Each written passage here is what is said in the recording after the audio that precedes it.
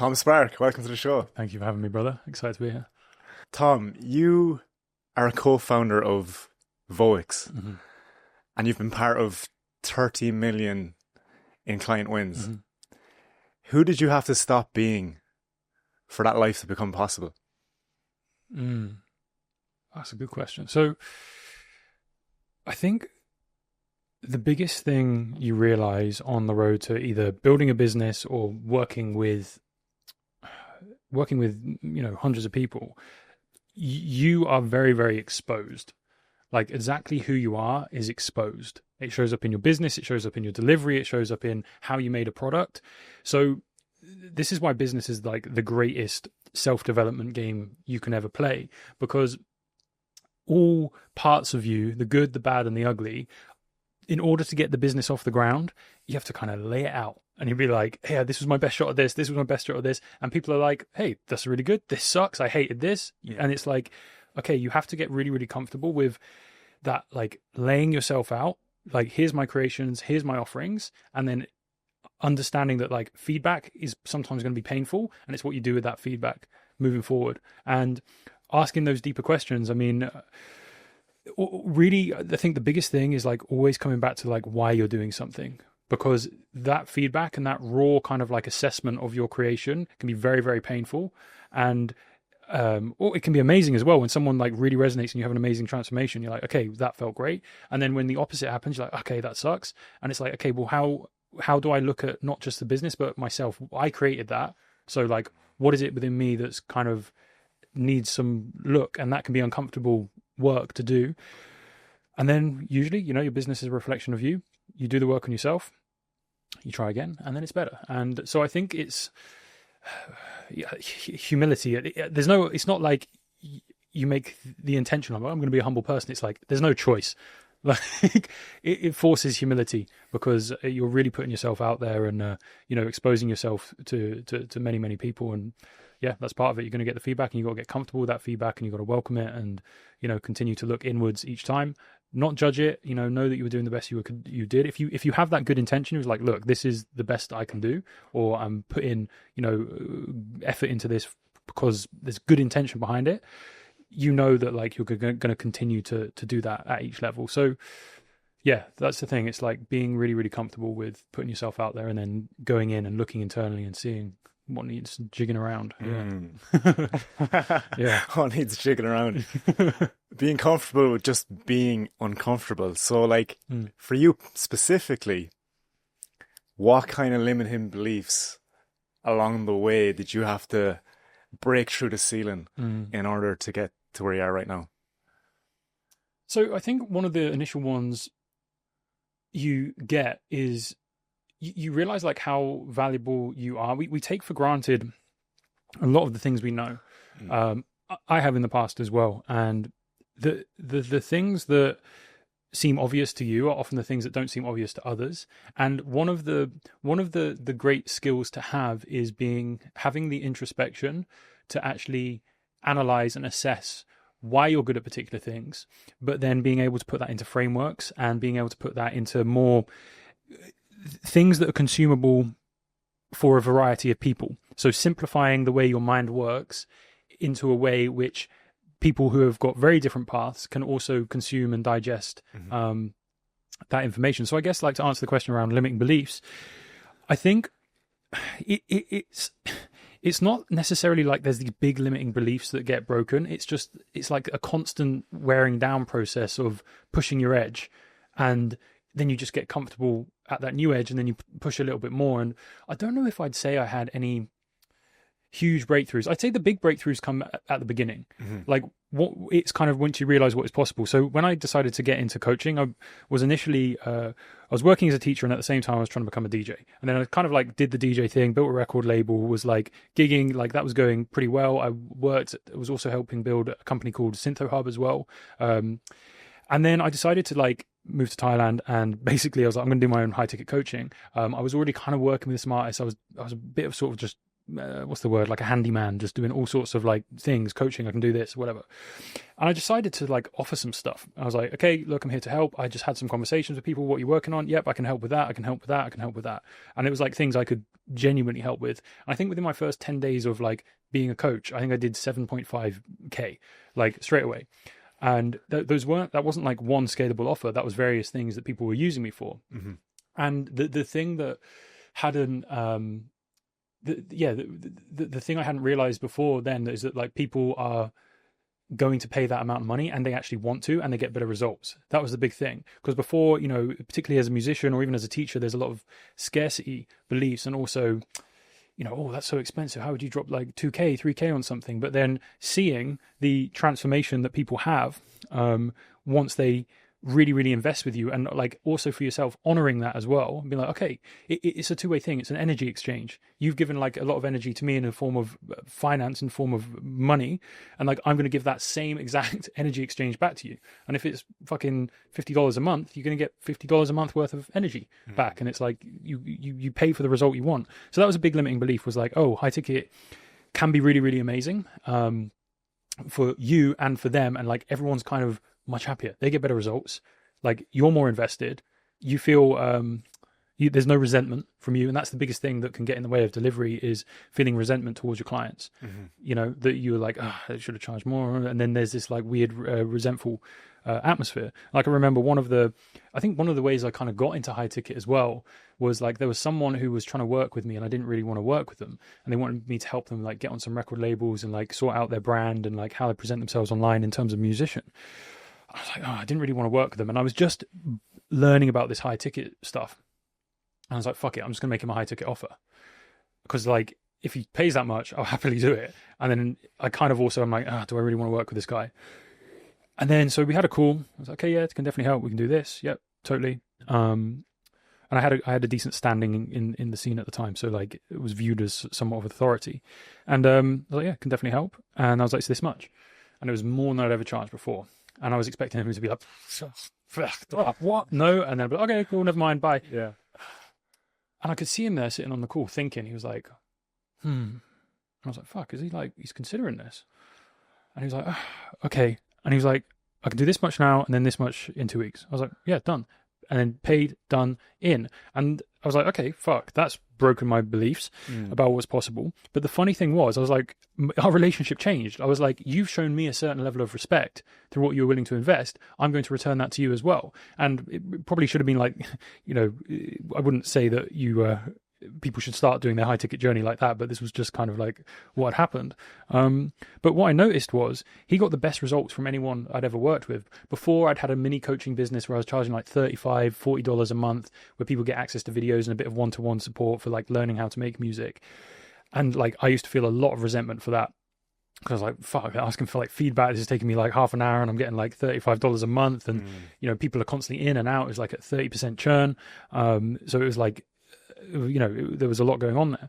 But this guy, he achieved everything he came to, the exact record labels he wanted to sign with, he signed with. He paid attention, we did everything, and I was like, I love working with this guy. Fuck. He's paying attention, he's doing it, and it's working. It looks good on me, looks good on him, he's getting the results, and that was like a big shift for me. Yeah, really, really big shift for me. And yeah, it's about honoring the energy exchange, right? So that was kind of like, I would say in terms of answering your question, initially those were the big like, what the hell, this is possible? And I'd say it's not just this is possible, but that it feels really good. Like it feels good for me, it feels good for you. And it's like, oh, I've suddenly entered this reality where it's like everyone kind of respects each other at a deeper level right now. You know, like people are willing to invest in someone's time. They're willing to invest in you. I'm like, okay, well, this is actually a nice place to exist, rather than like chasing. Okay, need to get more in, and like, oh, I want to offer like a fair amount. Like it was like, oh, we're actually at a place now where I feel a bit more like an expert, and I feel like that the energy exchange matches like the value of self-worth I have for myself, and that feels good and feels good for everyone. So yeah, that in terms of breakthroughs, that's what I'd say. And then I'd say kind of from there, it's more like a gradual like pushing on little things. It's not like big. I haven't really had any like big like limiting beliefs smashed. It's just like constantly getting comfortable with, okay, what's next? Pushing out. What can I be more comfortable with? What can I contain? Yeah, that's my answer. The big true line for me in that story that you just said was that you need skin in the game Mm. to get the most bang for your buck. It's simply human nature. Mm. And if you're not fully in, like 1 foot in the door, 1 foot out, Yeah. you're not going to get that big result that you're after.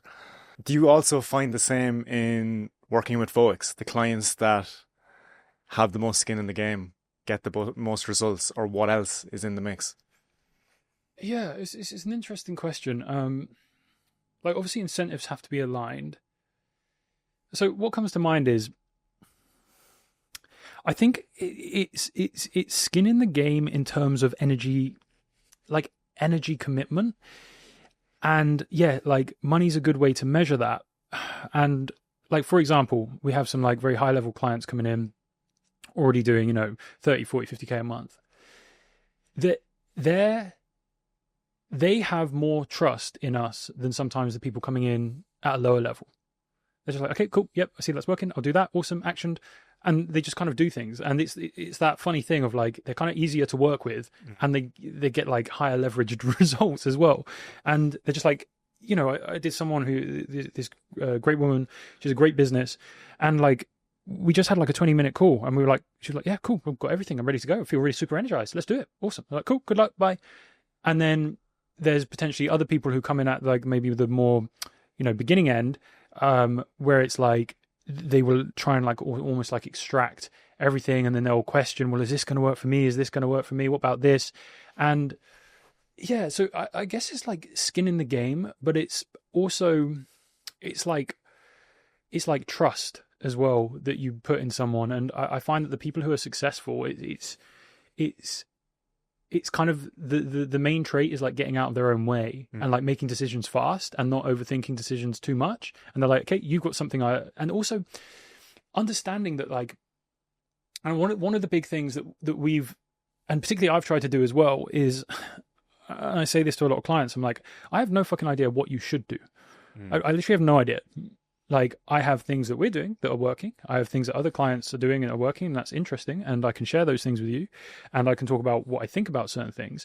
But at a fundamental level, if I start saying to you that I actually know what is best for you, like, I don't believe I ever do. I don't believe any other human knows what's best for another human. And I believe that the actual skill is helping other people through mirroring things. It's helping them understand what is best for them. And that's actually gives sovereignty to clients, right? That actually gives them power. Like, otherwise you create a codependent relationship where they're sucking on mummy's tit of like, hey, I need a bit more of this, I need a bit more of this. And then as soon as you go away, collapse. So the job of a good kind of mentor or coach is to actually make leaning upon you unnecessary. And answering that question is a very, very different question that has been kind of affecting my coaching over the last year particularly. But to bring that back to your point about kind of skin in the game, and I think the people who do really, really well are the ones who are already sovereign in a way, and they want some proximity to you because they're like, I like that, but I trust in my own abilities, and ultimately it stops with me. I like that, I'm going to take that, that's epic, I'm going to leave that, thanks, cool, done, thanks so much, that was amazing, appreciate you. And it's like, it's because they have that level of self-leadership that they've developed over time.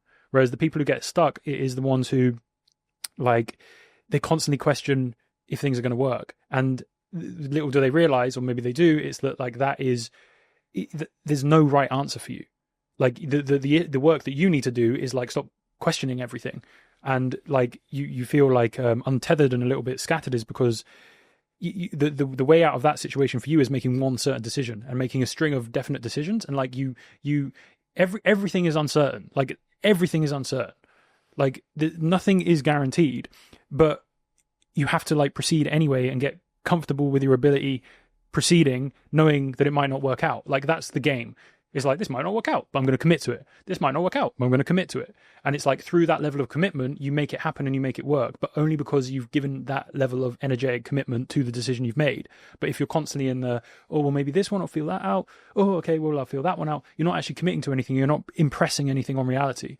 And that's where you're going to remain like in a cycle like this. And that's the biggest thing I've noticed through working with many different levels of clients. And also that brings on the broader question of, it's like, okay, well, how do we encourage and attract more of the self-led people, but also encourage that way of thinking through the whole buying process as well. So, and through the whole content consumption process. And one of the things I like to, think about as well is like, so much online is like, talked about persuasion and all this, and it is important to understand, but it's like, for me, it's like less about like how you can persuade someone or how you can like sing and dance in a particular way to like get a particular result from like other people, but more how can you almost like empower them through content to and believe that they are intelligent human beings and that they are capable of making buying decisions themselves, and you are just making it clear these are the next steps to get closer into my world.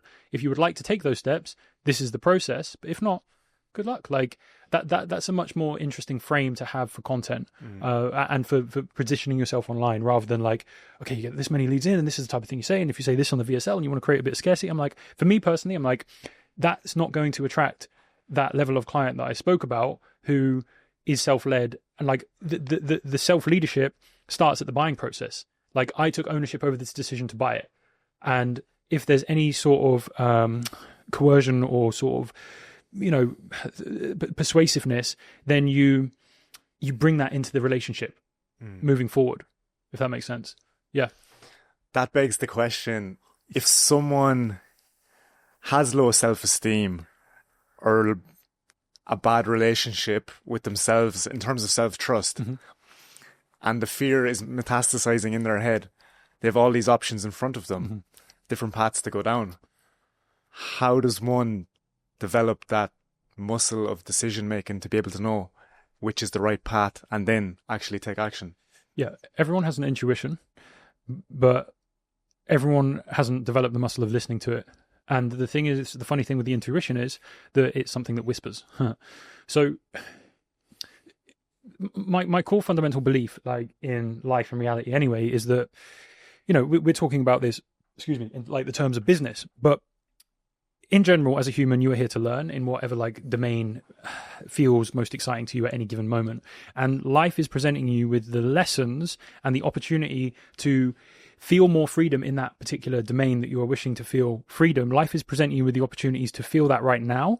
And the obstacle in front of you is the opportunity you were looking for.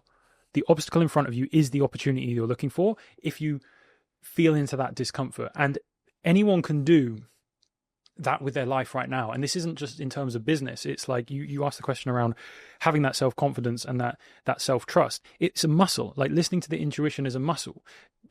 Making decisions and knowing that you will follow through with them is a muscle that you build. It's like it's those micro commitments you make to yourself. And it's like, and this is why things like morning habits and morning routines, it's people can get over obsessed with it, but also these things are important. It's like, oh, I said I'd wake up at a certain time. Oh, I said I'd go to the gym 5 times this week. Every time you say to yourself that you're going to do it and then you don't, it's a micro betrayal. So you betrayed yourself. So you're starting to have the identity of someone who you can't even trust your own word. So when it comes to these bigger decisions, of course you're scattered. Of course you're looking at someone else to make the decision before you, because you haven't practiced the muscle of making your own decisions. So it starts with the little things, and anyone can recognize this with what's in front of them right now. It's like, what is going on in my life right now where like I'm saying to myself I'm going to do something, or that I'm going to stop doing something, and then when it comes to it, I continue to do it. And then what is that thing? Oh, I'm a little bit addicted to cigarettes. It's like, I keep saying I'm going to stop. Maybe that's a bad example. Or maybe it's, you know, like dating women, and like, I keep saying I'm going to focus and I just stop going on dates. Well, then you inquire about that. Well, why do I keep wanting to go out on all of these dates? Oh, I feel a little bit lonely. Right. Why do I feel a little bit lonely? Pull the thread. The answers are there in front of you, but you have to sit with it and you have to listen to your intuition. And the intuition is something that whispers. It's not something that's going to shout at you in the face. And it's always there all the time. And then once you develop that muscle, you get good at spotting things. And then you get more, once you make a commitment to make a different level of choice in your life to a particular situation. It's like life happens in levels. You're going to get like the same exam over and over and over again. And once you make a commitment to make a different, higher level of decision, maybe meet it with more love, with more empathy, with more compassion, with yourself and the decision, you're then actually going to be given an amplified version. This is how the universe works, in my opinion. It's like you're going to be given an amplified version of that situation to try and test whether you actually do want to make the new level of decision.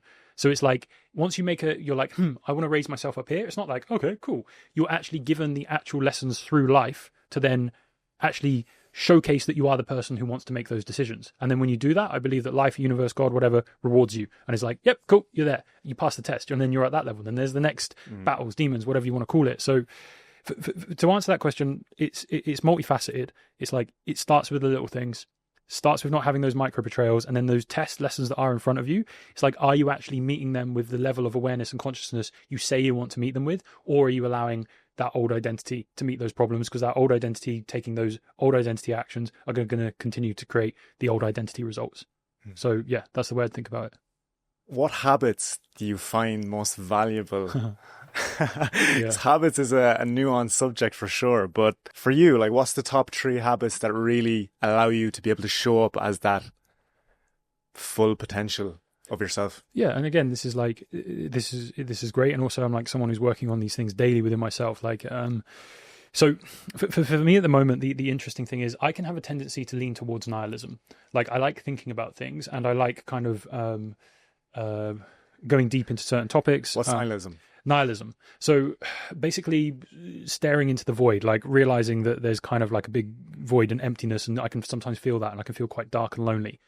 So, and like in my experiences, like, and I'm very grateful for those gifts of feeling like some deep loneliness at times, is because it makes you value what is in front of you, like the relationships that you have, the business that you're building, clients. It's like it makes you value those more, because it's like, there's connection. So for me, one of the things I work on in terms of a habit is that I greatly thrive off a sense of meaning in my life. If I don't feel a sense of meaning, I fall into like more nihilistic ways of thinking, and that can then lead to more destructive habits that aren't good for me and aren't good for anyone around me. So one of the things I try and do is I believe that, and this comes from, there's a great book called Donald Miller, Hero on a Mission. It's a great book, and it talks about logotherapy, and it talks about this idea that meaning is experienced in motion. That we can't sit there meditating, or we can't sit there thinking our way into finding out, like, what is the meaning of life? What is the meaning of my life? What is the purpose of doing anything?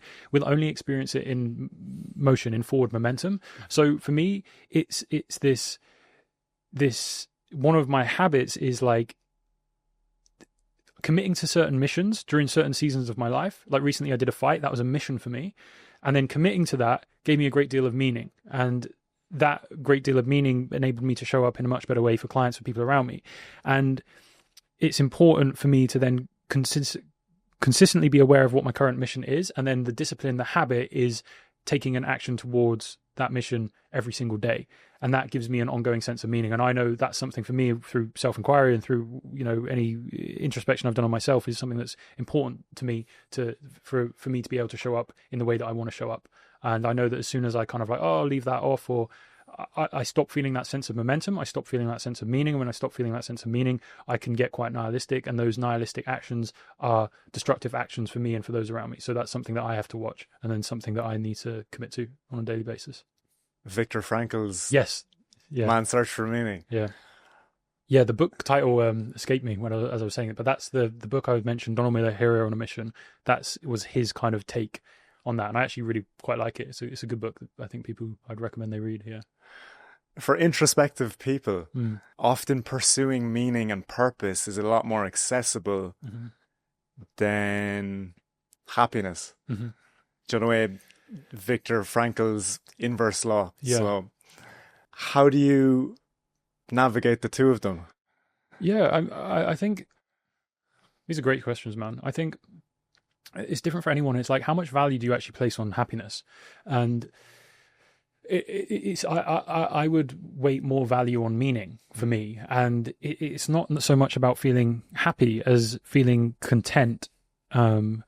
That is where I feel more kind of aligned and at peace. I feel like content, and happiness feels more like to me like a spice, a spike that like I'm happy to enjoy when it comes, but then also like I'm happy to be sad as well. Like if that makes sense, like the feeling some sort of like, grief or something that's come up. That's actually also beautiful as well, but it's still being able to be kind of like centered and content with like whatever life's throwing at you, because, happiness, I guess for me, is like, it can often be like a reaction to an external set of circumstances, and trying to create happiness within yourself internally can feel a little bit, for me, like forced. Maybe for other people that's not the case, but I think for me the more interesting question is like that contentment and that peace, And there's a great quote. It's like, inner peace is like seeing life as it is, not as you wish it should be, or not as you think it should be. So inner peace is seeing life as it is, or experiencing life as it is, not as you wish it would be.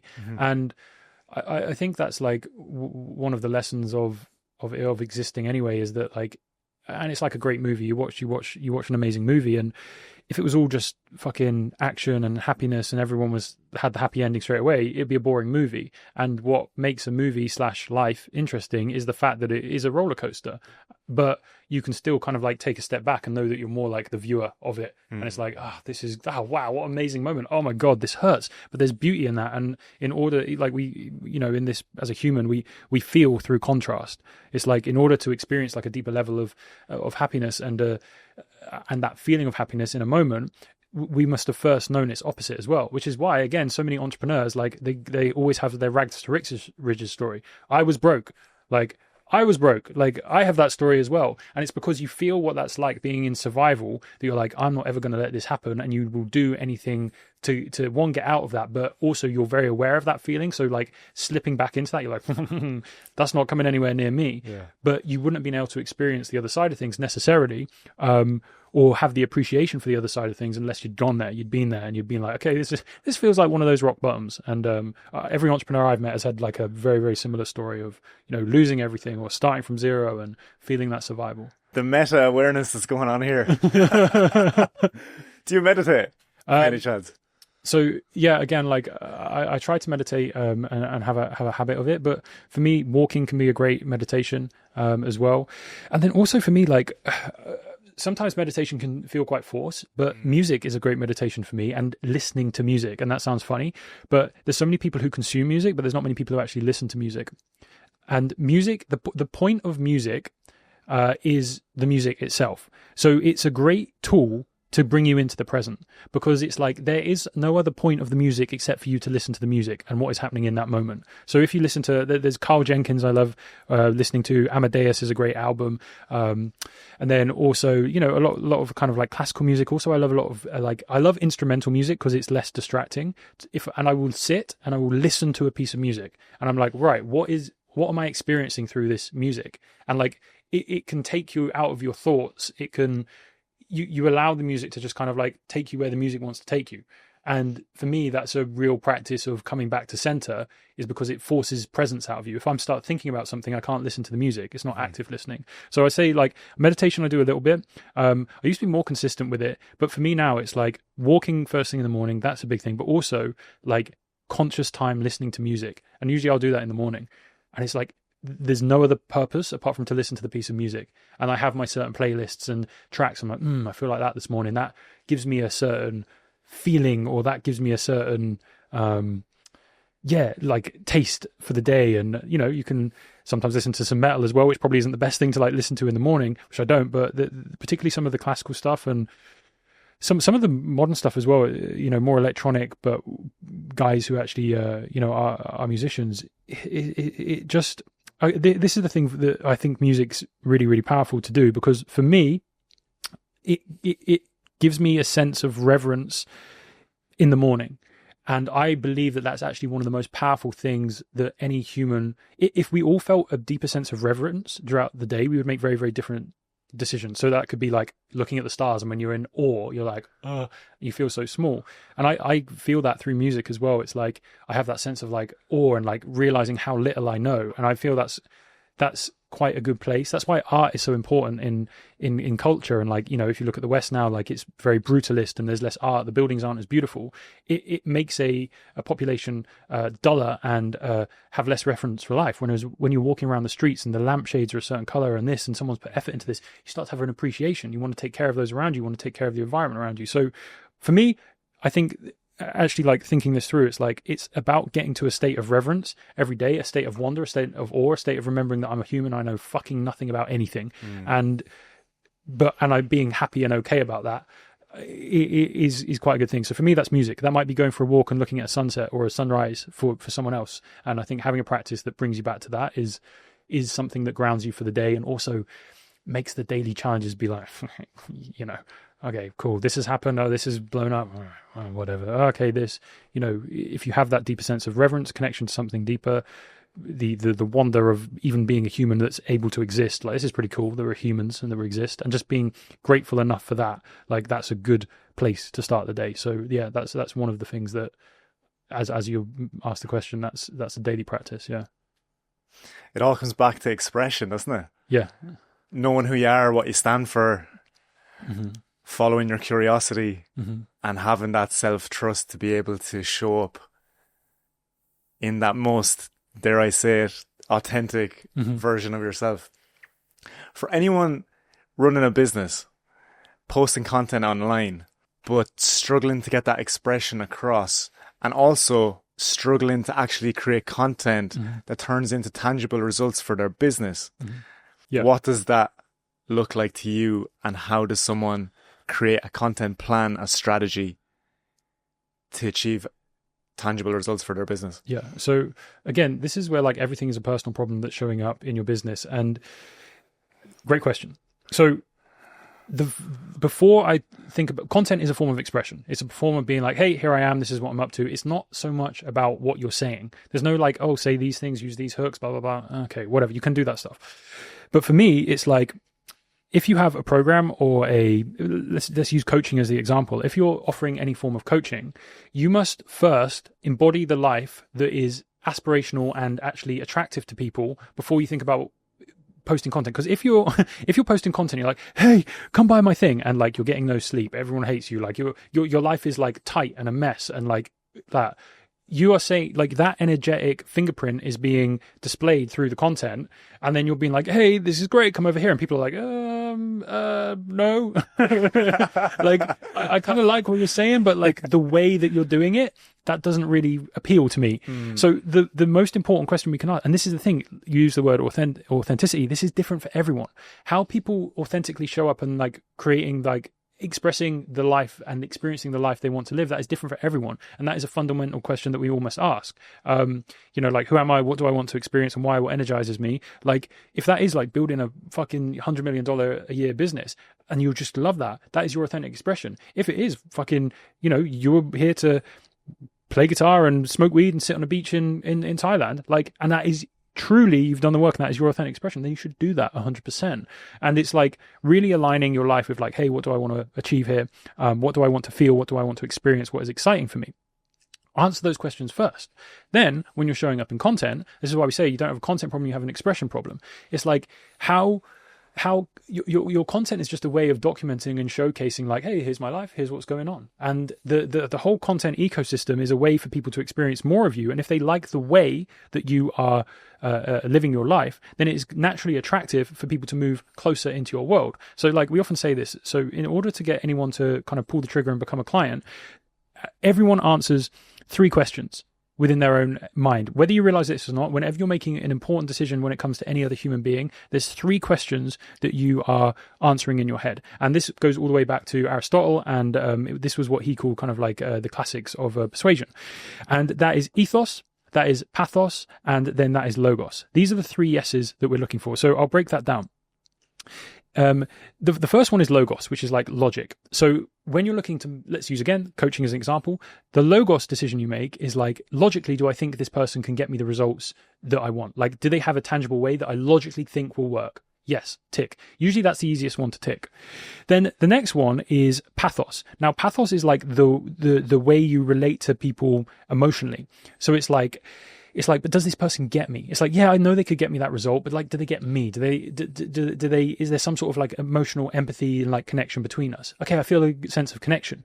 So sense of connection, logical, can they actually get me a tangible result? Then the third one, which is ethos, which is often the most overlooked one. And this is why I spoke about like, hey, who are you embodying as a content creator or as an entrepreneur? Because ethos is like the way, it's like your values. It's like, do I like how they're the logos, the logical thing that they're doing? Do I like the way that they're getting that result? So it's not just the thing works. It's like, but do I like the way it happens? Does that feel good for me? And the only way that that is communicated is by asking that question within yourself. Is like, am I showing up in a way that like I enjoy this way of living? And again, the content for content to convert successfully, you have to for me, like the deeper question is, and the more exciting question is to ask is like, am I living a life that I fully enjoy and I'm fully excited by? Because then all the job of my content is I will naturally, if I've answered those three questions within myself and I'm working on that within myself, then that's naturally attractive to people who are going to resonate with those things. And then the people who don't resonate with me, who don't feel my pathos, they don't like how I relate to things, they shouldn't be my clients. And like, am I comfortable saying no to people as well? And also like, knowing that if the more fully as myself I show up, that is going to be repelling as well. As much as it's going to be deeply attracting to people, it's also going to be deeply repelling to people. Am I comfortable with that? Am I comfortable that if I put myself out to be seen visibly, that I know there's people out there who are going to be like, fuck you. I do not like you, the way you do things or how you think. Like, like you're going to get that top 20% who are like, fuck yeah, love you, love how you think. The other percent who are like 60% like, okay, this is interesting, I like this. And then you're going to get that bottom 20% who are like, you're a fucking idiot, I hate you, stay away from me.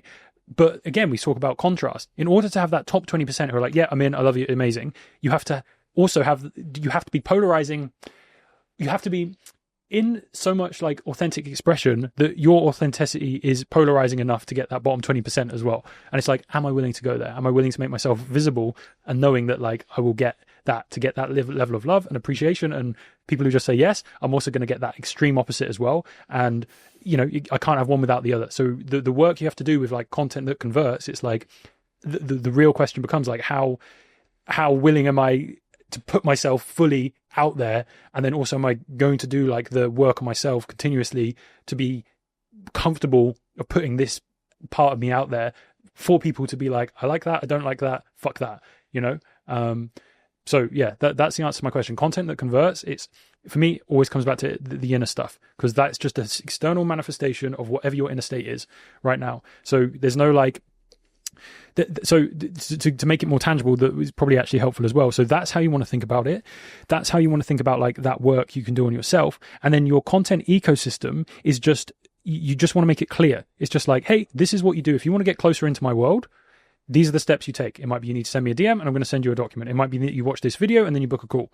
Like the funnel is just the clear way for the people who resonate with you to get closer into your world. And if you want to do that automatically, you want to have people running calls, whatever that is, it doesn't matter, whatever feels authentic to you. But the funnel, the ecosystem is just that. It's just a clear way of, hey, here's the next step. And we don't want those, we want those 3 yeses that we get.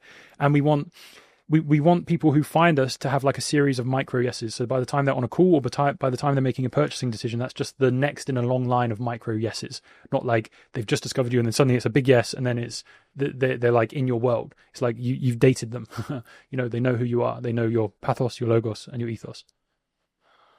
How bullish are you on long form 2026? AI slop is everywhere you look online.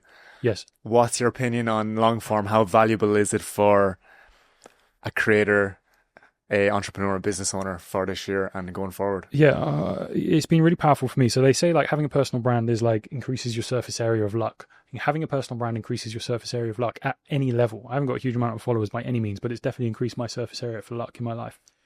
So long form content is a great way for people to actually spend time with you. I think it's like Daniel Priestley said it. He's like, a podcast is a great way for people. It's like you feel like you've had a coffee with 2 friends and you've spent like 3 hours with them. You know, people watching this as well, they're like, oh, I actually feel like I know what your values are. I know you actually feel like you know people. So long form content is like 100% a must. But what I would say is, like you mentioned, AI slop. Also understanding that the differentiating factor of long form content moving forward is the fact that it is going to be able to be mass produced. So, you know, there's already tools like HeyGen where you can just clone yourself. You can sit in the studio tomorrow. You can get like all of the different angles. You can record it. You can record your voice. It's going to clone your voice pretty well. It's going to clone you pretty well. Then you can go to Claude. You can go to ChatGPT and like, hey, make me a YouTube script, paste it into that, upload. Okay, that might work for a period of time now, but our filters as humans, because AI slop is going to be more and more, and we see it all on social media, like someone does a cool backflip in the snow and I'm like, is that real now? Like but if we look, what it's actually teaching us to do as humans is to fine tune our human filter of like what it actually means to be a human. And that will happen through long form content as well. The exciting thing about AI is that it will do all the laborious tasks that draining to execute on. And it's actually the ones who will use AI the best are the people who understand what it means to be a human and how they leverage that to kind of showcase their humanness, because that is what's going to create connection. So I think, yes, long form content is like the only one of the only things people should be focusing on. Podcasts like you're doing, this is very human, this is amazing. Like for myself as well, running a podcast, like it's a great way for people to see who you are and what you're about. But understanding that many people are going to take shortcuts using AI, using the AI slop, and they're going to be okay with that. But the real differentiator, in my opinion, is the people who know how to leverage AI to make them more human and showcase more of their humanness. So when you're approaching long form content, there's two ways to think about it. It's either like that, like, oh, I can get volume out through AI, or it's going to ask me to kind of like really showcase a deeper version or a more human version of myself that people are going to genuinely connect with. And I think that's a much more interesting option. So answer your question, yes, long form content 100%, but with the caveat of showcasing yourself as a human. That's what's exciting. That's what people can resonate with, relate to, how you get people to like, know and trust you. Couldn't agree more, man. So much fun. Podcasts are fun, right? Yeah, they're good. This is great. Like, and it's like, I've been doing this obviously for a while now. Like, podcasts are like one of the best things to do, because they're one, like you expand your network. That's a great way. We're having a genuine conversation and like a genuine connection now. It's a great win-win for both of us. If we're like trying to make content, this is a great thing. It's like, hopefully this is fun for you. This is really fun for me. Like, I can use this content. You can use this content. Everyone's a winner. It's such a great a medium to do. I've been like so blessed to have like my podcast as well. Like, met some awesome people. It's opened some really cool doors for me, and it's created the most impactful thing from it. It's created genuine connection with people I really respect and admire. That's amazing. Like that's invaluable. And also I'm able to show up in a way that offers value to them. So it's not just I have the connection, but like I'm now valuable to them as well. And that really helps elevate whatever, you're trying to do. So yeah, podcasts are a really good place to play around with. For anyone who's thinking about long form content. Your skill of communication, of articulation, you obviously had the advantage from being a teacher before, but even the podcast adds to that as well. How have you found showing up at masterminds and speaking in front of hundreds of people? Yeah, it's been epic. And I think one of the big things I'm realizing more and more is your ability to speak well becomes from your ability to clearly articulate what your thoughts are. And to clearly articulate what your thoughts are, you have to practice that. One of the best ways to do that is writing stuff down. I've always been like not always, but I've taken up the practice of journaling. More recently, I've like started just writing shit out on Substack into the void. But it's like, it's for me. It's for the practice of like, these are my thoughts. Okay, I'm refining it. And then, even some of the stuff like we're speaking about today, the reason I'm able to articulate it clearly is because I've written about it many times. And then I've also taught and coached it a bunch of times as well. So you practice like what your thoughts and your belief systems are. And then when it comes to a podcast, when it comes to a mastermind, it's already there. It's in the bank because you've spent the energy, the time doing the hard work that is, again, what do I actually think? How can I communicate my way of thinking about things in a way that is digestible and consumable to others, that is going to add value and impact to their life? That enables you to get to a place. And again, one of the things I did last year was I did a 6-week sprint, and I did a writing sprint. So every day I would post on Instagram just a short reel, and I gave myself the limit of no more than 3 sentences. So I had to convey an idea and make it kind of punch, and I had to do that in no more than 3 sentences. Some of them I think went over, but most of them I kept under. The ones that did the most are the ones that were able to communicate the most with saying the least. But in order for me to get to a place where I could say the most by like the kind of like most minimal amount of volume, those are the ones that took the most work to get there. And like really scraping it out, refining it. I'm like, okay, that's it. That's like the punch. And like there was a few of those that really like stood out, and they kind of like they did quite well. One of them was like, you're a frequency, not a niche. Like that, I say that all the time now, and it's like that took me ages to get to. But I can articulate and I can build off that problem. I can use that as a hook. I can use that as a way to kind of start ideas, and then I can like expand on that because so much goes into that. So it's a great way in, and then can pull out. And then, same another one that particularly resonated with a lot of people was, anything you do while being inauthentic requires you to maintain being inauthentic to keep it. And that's a great way to think about your business and what you're creating. If your business, in order to maintain it, is asking you to show up in a way that is somewhat not fully authentic, or you're not in full truth, conviction, and self-belief in, if you build a business that way, you're required to stay that way in order to maintain what you've built. So this is why I always, and we spoke about this before the cameras are on, with clients, always go down to the fundamentals. It's like, who are you, what are you doing, and why are you fucking doing it? Let's get the foundations right first. Because look, hey, we can help you build a business. Cool, whatever that means. But let's get the foundations right. Let's do the deeper questions first, and then build from a place, not knowing all the answers, but build from that place that's way more impactful. That's so much more impactful, and it's going to lead to something that you actually do long term, not for something you build, resent, have to close down, and then start again. Which surely, I think for most people, or the people I want to work with anyway, surely that's the goal. Is like build something that's meaningful. I can't remember what the rest of your question was. It was around, speaking at the masterminds. Yeah, the masterminds are great. And again, it forces you to level up, because it's like, hey, like a lot of people in that room are like making more money than us. Like sometimes, like that's the weird thing with business. It's like, it's not always linear. There's people who come who are making, like moguls in the space, and they come to the masterminds. And that's because they see something in us where they like a way we're doing something. And it doesn't have to be that you're always like financially ahead of people. That's not the main metric. They might like, I really like your sales system. I really like how you're doing your, your product design. And smart people who have built these big businesses, they are humble enough to realize that like other people are doing things in particular ways, and they're like, okay, I can take a bit of that and add to it. And they're not always thinking like, they're not making more money than me, so why would I listen to them? Like, they can see you're successful, things are going well, and they're like, I like a bit of that, I'm going to take a bit of that, we'll bring that to what we are doing. And those are the exciting people to work with, because they have a specific reason for joining, and they want to get something out of it. And those are great people to work with. So yeah, it's forced me to like level up, communication skills, but also that's one of the things that's made me realize is like the high caliber entrepreneurs in the room, like they already have a very clear intention of why they're there, because otherwise they wouldn't have built a high leverage, successful business without having a high level of intention to the things that they are doing. So yeah, there's a couple of the things I've learned from the masterminds. It all comes back to the business being the vehicle for personal growth every time. Yeah. It's like you do a little loop and you end back in the exact same place you started. Awesome, bro. That's awesome. Tell me in the most compressed way possible, what is the mission that you are on, and how does that lead into the vision for the future? It goes back to what I said earlier about feeling a sense of reverence in your work and noticing that in life in general. So business is a great vehicle for self-growth. Business is also something that we made up as human beings. The deeper questions as human beings, like who are we? Why are we here? What the hell's going on? No one has been able to answer that yet. And in the back of our minds, whether we realize it or not, those are fundamental things that drive a lot of our behaviors, because as humans, as secure as we can be financially, we are actually ultimately insecure because we have no idea what happens after death. We have no idea why the fuck we're here. We all just popped up. What the fuck? Okay, we're humans and we have to do some things. Okay, cool. So at a fundamental level, a lot of us feel a deep sense of fear and confusion and uncertainty.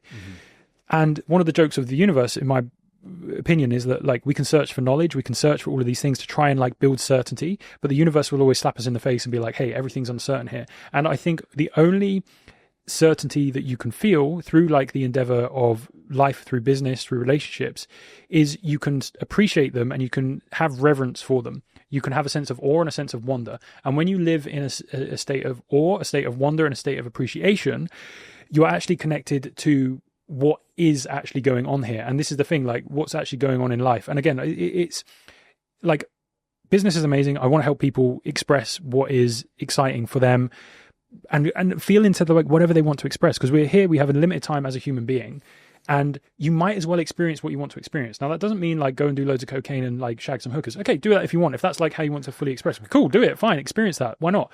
But I think like we all have like a divine spark that's been put inside of us. I fully believe that, and it wants to express in a particular way, and we want to express in a particular way. And like we're literally here for 80 years.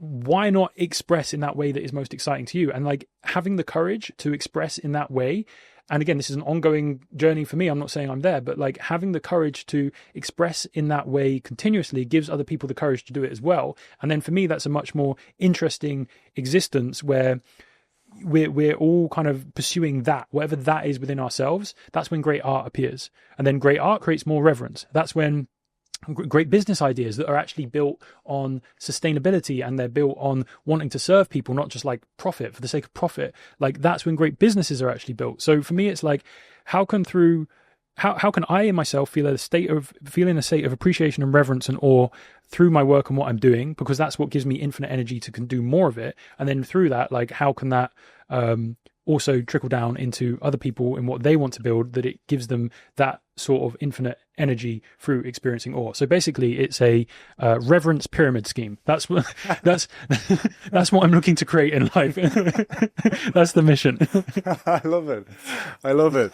It reminds me so much of that quote though, like one life, just one. Mm-hmm. Why aren't we running like we're on fire towards our wildest dreams? Yeah, I love that. That's a really good quote. I've not heard that before, actually. Yeah. Yeah. Make you wonder, bro. Yeah. Make you wonder. It's so true, man. And it's like, at some point in our life, whether we experience death or whether we experience something terrible that happens to us, a loss of a relationship, we will all be presented with those deeper questions. Like, we will all be presented with those deeper questions. And it always comes back to like, hey, what the fuck do you want to do with your life? Like, and also understanding that it's yours. And I think the big thing as well, I try and stay out of politics and stuff because it's a fucking mess, and it's not worth entering the conversation online because you're just going to get pulled in to that way of thinking. Mm-hmm. But one of the things I've like really realized as well is that when we kind of are born into the West, or we're born into like an institution, we're born into, governance in a particular way. One of the things I particularly realized since being over here and creating a certain level of like freedom for myself in various domains, like in where I grew up, as much as people were lovely around me and I appreciate them, the system in general, the pendulum of the system itself, it almost limits your expression, like and your willingness to be free is so immediately from like the word go, like controlled. It's like you have to go to school, you have to go here, wear this, you can't not wear that. Oh, you didn't tie your shoes up properly, or you didn't button your scarf. It's like you're constantly, any form of like freedom is just dunk, dunk, dunk. And like one of the things I really also want to communicate as well and understand more within myself is like, you're allowed to be here. Like, you're a fucking human being who is existing on planet Earth, whatever the fuck that is. Like, you are supposed to be here, welcome, and there should be a warm welcome whenever any human being comes into fucking life and consciousness, like, hey, this is great. Look, we don't know what the fuck's going on, but welcome, and you are so welcome here. Here, like, we look after each other, let's do what we want. This might sound like really fucking idealistic, but it's like, you should, as humans, when we come into life, we're just so ground down of like, you are not free, you are constricted, you can't do this, you can't do this. And it's like, what does that do to us? Our soul, like, what does that do? Which just wants to like experience, express things and build things. So like, yeah, I think like broadly that shifting that like would be, and like adding to the conversation around what that looks like. And, governments always move last, like they're the rear end of the ship, but like having some ideas about, what could the world actually look like if like we weren't fucking, again, it's like you don't have a business problem, you have a personal problem. It's same with like the fucking government. It's like, no, we don't have all the leaders in there. It's not government problems or world problems. Everyone has personal problems. That's what's causing all the war, is like a few people with like fucking their own personal issues. And it's like, so I guess it's that's part of it as well, is like helping people come to like a deeper level of understanding of like what's going on, and also understanding that like we should be like encouraging that people and welcoming for people who exist, and it's just like doesn't exist in our world. It's like it just doesn't feel very welcoming to be here. So how can we have a bit more of that? Like that would be nice, wouldn't it? Again, this business is the current expression of that, I guess, underlying purpose, and we'll see how it continues in the future. Or I might just go away and hide in Koh Phangan and read some books, like depending how things get. I haven't fully decided yet. I take the latter. Yeah. Epic, Tom. Really enjoyed the chat, man. Where can people check you out online? Yeah, just TomSpark_ on pretty much all platforms. I'm writing a little bit more on Substack, and I'm going to be doing weekly newsletters there. They're, I think, pretty good. And then Instagram is kind of the main one I use, and you can find me on LinkedIn, but I won't talk to you there because I fucking hate LinkedIn. So, but you can find me there as well. Epic, bro.